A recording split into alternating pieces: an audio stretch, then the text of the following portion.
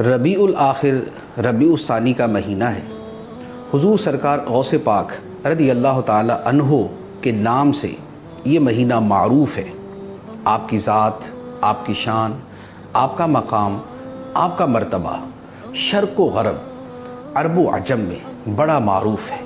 آپ کے القاب، آپ کی عبادات، آپ کا کردار، آپ کا علم اور آپ کا عمل سب نمایاں اور دیگر اولیاء پر فائق ہے۔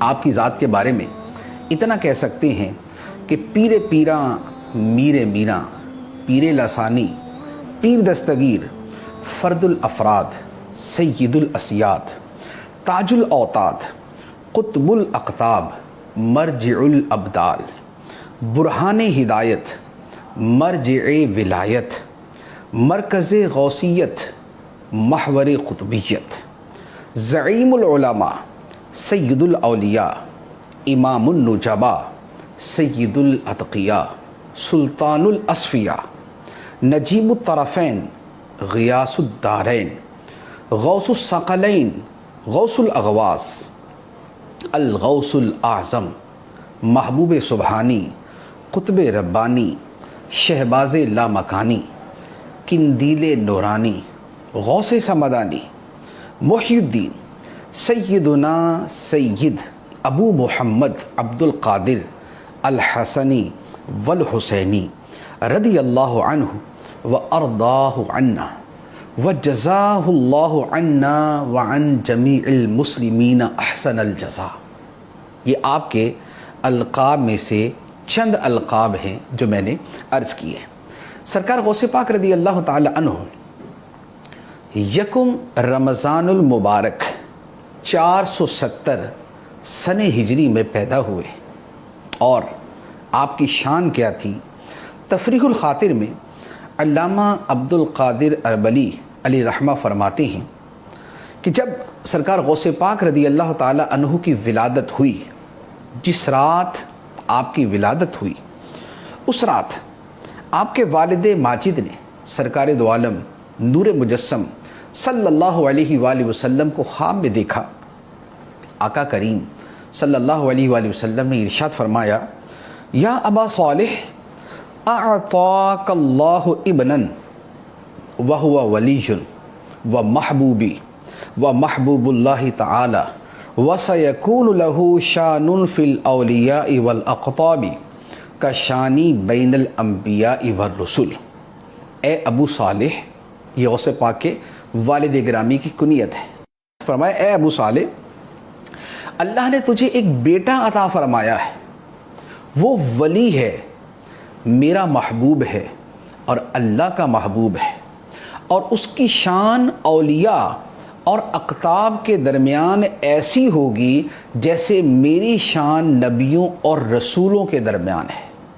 یہ آپ کی پیدائش پر بشارت ملی آپ کے والد ماجد کو سرکار دو عالم صلی اللہ علیہ وآلہ وسلم کی طرف سے۔ سرکار غوث پاک رضی اللہ تعالی عنہ کے فضائل کی جہتیں بے شمار ہیں۔ ایک بڑی واضح جہت یہ ہے کہ تصوف کے ہر سلسلے میں سرکار غوث پاک رضی اللہ تعالی عنہ کا فیضان جاری ہے۔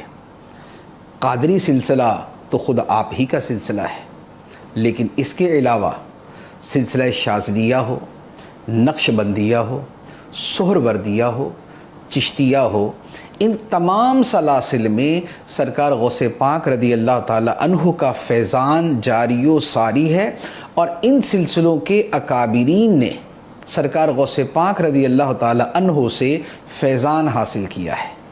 حضرت سید احمد کبیر رفاعی رحمۃ اللہ علیہ عظیم الشان ولی ہیں۔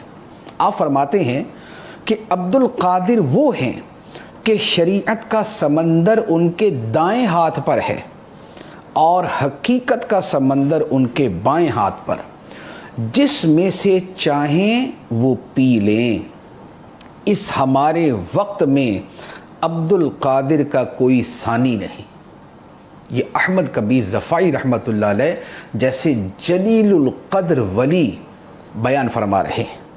اور اعلیٰ حضرت علیہ رحمہ نے فرمایا کہ جو ولایت کا سلسلہ ہے کہ جب رب العالمین کی طرف سے ولایت کے مراتب دیے جاتے ہیں تو اس کا سلسلہ یہ ہے کہ وہ روح مولا علی شیر خدا رضی اللہ تعالی عنہ کے توسط سے وساطت سے تقسیم کیے جاتے ہیں، اور آپ کے بعد جو ائمہ اہل بیت ائمہ اطہار ہیں یہ درجہ بدرجہ یہ ان کے ذریعے دنیا میں تقسیم کیے جاتے ہیں۔ اور اعلیٰ حضرت فرماتے ہیں کہ پھر جب حضرت غوث الثقلین کی ولادت ہوئی تو یہ منصب مبارک ان سے متعلق ہوا، اور اب غوث پاک رضی اللہ تعالیٰ عنہ سے لے کر امام مہدی کے ظہور تک یہ منصب حضرت غوث الثقلین کی روح سے متعلق رہے گا۔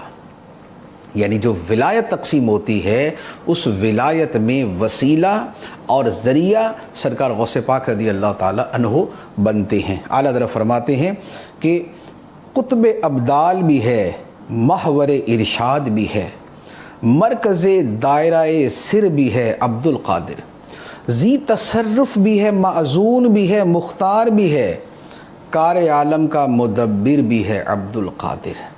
جیسے فالمدبرات امرا جیسے فرشتے ہیں تو غوث پاک رضی اللہ تعالیٰ عنہ کی روح مبارک بھی ان سے ملحق ہے۔ پھر سرکار غوث پاک رضی اللہ تعالیٰ عنہ کا ایک فرمان ہے جو آپ کے مشہور قصیدہ غوثیہ میں ہے، فرماتے ہیں وَكُلُّ وَلِيٍّ لَهُ قَدَمٌ وَإِنِّي عَلَىٰ قَدَمِ النَّبِيِّ بَدْرِ الْكَمَالِ، فرمایا کہ اور ہر ولی کے لیے ایک قدم ہوتا ہے، وہ ایک خاص نبی کے روحانی طریقے پر ہوتا ہے، اور میں کیا ہوں؟ سرکار غوث پاک فرماتے ہیں وَإِنِّي عَلَىٰ قَدَمِ النَّبِيِّ بَدْرِ الْكَمَالِ، میں سرکار دو عالم نور مجسم صلی اللہ علیہ وآلہ وسلم کے قدم پر ہوں جو کمال کے 14ویں رات کے چاند ہیں۔ اسی لیے سرکار غوث پاک رضی اللہ تعالیٰ عنہ سے جن فضائل کا ظہور ہوا وہ عکس ہیں، وہ فیضان کی تجلیات ہیں جو سرکار دو عالم صلی اللہ علیہ وآلہ وسلم سے فیضان ظاہر ہوا تھا اس کی۔ اب آپ دیکھیں سرکار دو عالم صلی اللہ علیہ وآلہ وسلم نبیوں کے سردار ہیں، اور غوث پاک رضی اللہ تعالیٰ عنہ ولیوں کے تاجدار ہیں۔ نبی پاک صلی اللہ تعالیٰ علیہ وآلہ وسلم کی نبوت بے مثال ہے، اور غوث پاک رضی اللہ تعالیٰ عنہ کی ولایت با کمال ہے۔ نبی پاک صلی اللہ علیہ وآلہ وسلم کے معجزات بے شمار ہیں، اور غوث پاک رضی اللہ تعالیٰ عنہ کی کرامات بے شمار ہیں۔ امتیوں میں سب سے زیادہ تعداد، سب سے زیادہ امتی نبی پاک صلی اللہ علیہ وآلہ وسلم کے ہیں، اور مریدوں میں دنیا میں سب سے زیادہ مرید سرکار غوث پاک رضی اللہ تعالیٰ عنہ کے ہیں۔ سرکار دو عالم صلی اللہ علیہ وآلہ وسلم کا کمال خدا کا کمال ہے، اور غوث پاک کا کمال مصطفیٰ کا کمال ہے۔ نبی پاک صلی اللہ علیہ وآلہ وسلم کو دیکھ کر خدا یاد آتا ہے، اور غوث پاک رضی اللہ تعالیٰ عنہ شبیہ مصطفیٰ ہیں، آپ کو دیکھ کر مصطفیٰ کریم صلی اللہ علیہ وآلہ وسلم یاد آتے ہیں۔ یہ آپ کے فضائل کے دریا ہیں جو بہہ رہے ہیں، یہ آپ کے فیضان کا چشمہ ہے جو جاری ہے اور قیامت تک جاری رہے گا۔ ان تمام فضائل، ان تمام کمالات کے ساتھ سرکار غوث پاک رضی اللہ تعالیٰ عنہ کی اگر ذات اور آپ کا کردار دیکھیں تو اس میں کیسے حسین موتی نظر آتے ہیں کہ علم کے اندر آپ کا مقام بڑا بلند، آپ نے علم سیکھا، دوسروں کو سکھایا، عمل کے اندر آپ دوسروں پر فائق، آپ نے علم سیکھا اور اس پر علی وجہ الکمال عمل کر کے دکھایا، آپ نے خدا کی عبادت کی اور عبادت ایسے کی کہ اس کی مثالیں قائم فرما دی، آپ نے ریاضت اور مجاہدہ اختیار فرمایا، اور 40 سال تک ایسے عظیم الشان مجاہدات کیے کہ دیکھنے سننے والوں کی عقلیں دنگ رہ گئیں۔ آپ اپنے اس عظیم مرتبے کے ساتھ بھی مخلوق کی خدمت کو اپنا شعار بنا کر رکھتے تھے۔